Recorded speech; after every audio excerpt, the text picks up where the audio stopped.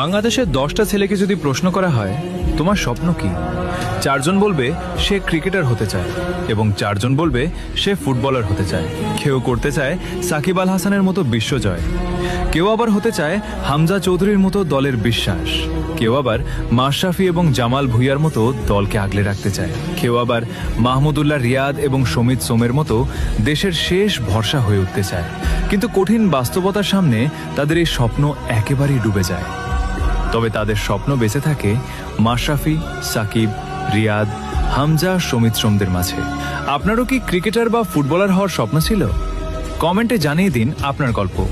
বাংলাদেশের 10টা ছেলেকে যদি প্রশ্ন করা হয় তোমার স্বপ্ন কি, 4জন বলবে সে ক্রিকেটার হতে চায় এবং 4জন বলবে সে ফুটবলার হতে চায়। কেউ করতে চায় সাকিব আল হাসানের মতো বিশ্বজয়, কেউ আবার হতে চায় হামজা চৌধুরীর মতো দলের বিশ্বাস, কেউ আবার মাশরাফি এবং জামাল ভুঁইয়ার মতো দলকে আগলে রাখতে চায়, কেউ আবার মাহমুদুল্লাহ রিয়াদ এবং সমিত সোমের মতো দেশের শেষ ভরসা হয়ে উঠতে চায়। কিন্তু কঠিন বাস্তবতার সামনে তাদের এই স্বপ্ন একেবারেই ডুবে যায়। তবে তাদের স্বপ্ন বেঁচে থাকে মাশরাফি, সাকিব, রিয়াদ, হামজা, সমিত সোমদের মাঝে। আপনারও কি ক্রিকেটার বা ফুটবলার হওয়ার স্বপ্ন ছিল? কমেন্টে জানিয়ে দিন আপনার গল্প।